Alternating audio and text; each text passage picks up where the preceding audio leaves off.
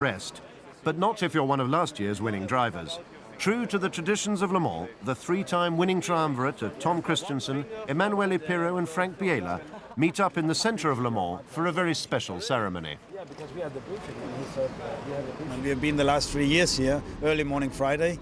We would prefer to stay in bed if it wasn't for something like this. So it's nice just to talk about how qualifying went for us three and how we look forward for the race. The only driver lineup to win 3 times in a row, Kristensen, Pirro and Biela, will each be driving for different teams this year. It's time for someone else to make an impression. Yes, it's a strange feeling. We won the race 3 times together.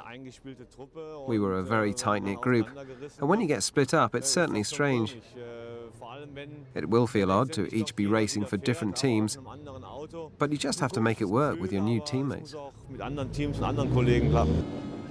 While the 3 old friends reminisced, the race organisers, the ACO, were looking forward, announcing their plans at a press conference to create a new series of endurance races in Europe next year. The series is likely to incorporate events at Monza, Nürburgring, Silverstone and Spa, reviving the great 1,000-kilometre races of former years.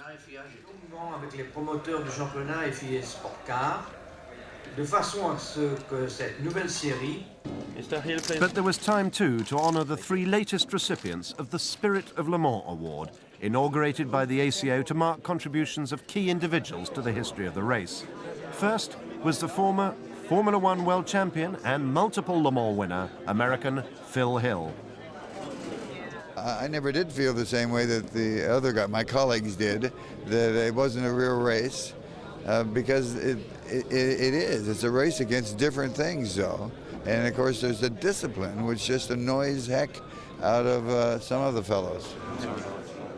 Norbert Singer was Porsche's engineering director when they had a string of wins in the 80s and 90s. Le Mans is unique. You can race on every other circuit, even the Daytona 24-hour. But Le Mans will always turn out differently.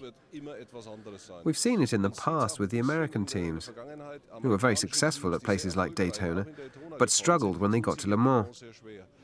I can't really put my finger on what it is, but Le Mans will always be quite different. And the third recipient was Herb Fischel, retiring this year as General Motors Director of Racing. Le Mans is unlike any other race in the world.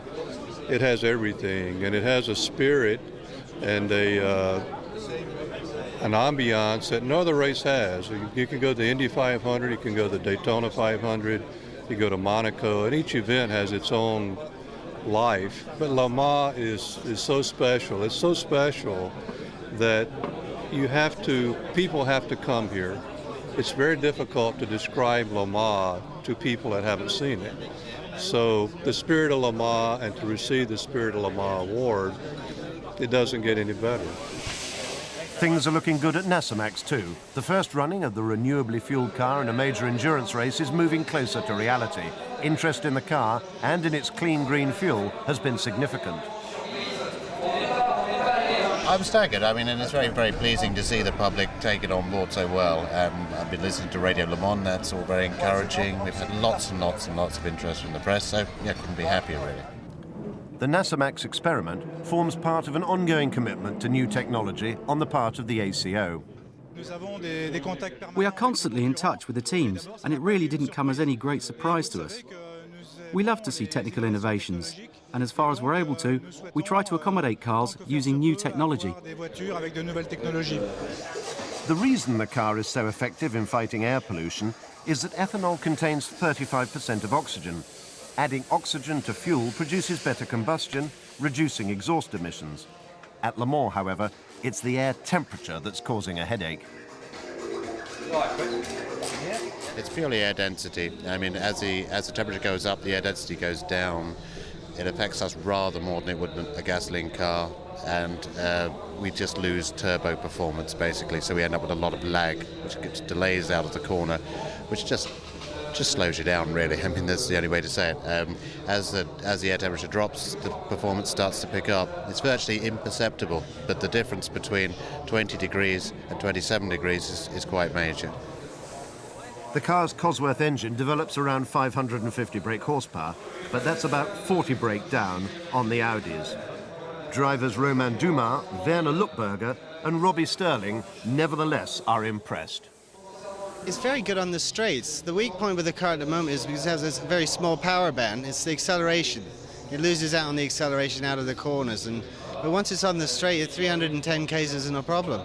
Aerodynamically, it's very well balanced, and if the car can do 310 k's, you know, if it accelerated a little bit harder at the beginning, it'd be up to 320 without a problem. And that's very competitive with a car that's running on a different fuel. From one green car to another, on Friday afternoon, Bentley entertained the press in perhaps the hottest tent in the paddock, hotter even than the cockpits of their own car. But the warmth between the drivers was genuine enough. Performance attached to it. I've been asked to bring out my English accent, so I'm not very good at it. No. Oh, fair go. With retiring ACO President Michel Cosson cutting the cake marking the 80th anniversary of the race and Bentley's participation in it, there could be no doubting the significance of the occasion. With a new car and nearing the end of a 3-year development programme, it was time for the English marque to deliver. Use it in the right hand. We've got the car to get the job done. I mean, in performance terms, we're as quick as anybody, if not quicker, by what we've done in qualifying already with the front row. The issue will be what we can do in terms of lap time versus the amount of laps we run compared to the rest of the guys out there. But as I say, the biggest issue will be luck. You know, you only need to step over somebody in the wrong part of the circuit, a much slower car, or they lose it in front of you, or you make a mistake. It all happens, and that's the end of your 24 hours. And with all those question marks, including over their tyres, winning would be no piece of cake. With the narrow rear tyre with the Bentleys the last couple of years, that's the biggest thing. They haven't been able to triple stint, and the rear tyres, they go away. With the testing that we've done and the development that Michelin have done, it's we're very pleased with our tyres. I don't think it'd be a problem triple stinting. So would the latter-day Bentley boys be joining their famous namesakes on the podium come 4 o'clock on Sunday? In short, would it rain on their parade?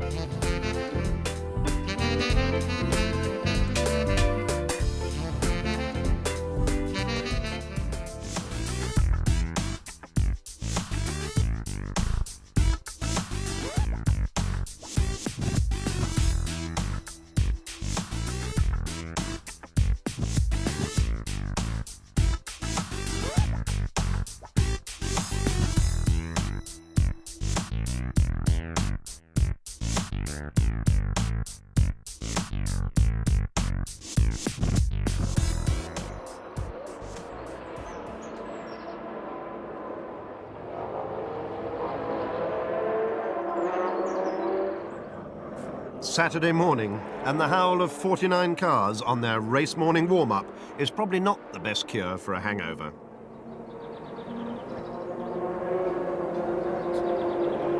A shower and a cooked breakfast, though, well, that's a different matter.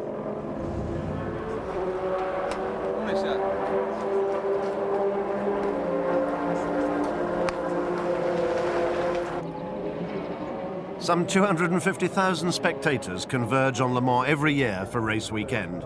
Many hardcore race fans, but a significant proportion of the kind of people who just enjoy the sort of spectacle that only Le Mans can provide. This year provided the usual melting pot of languages, attire and allegiances.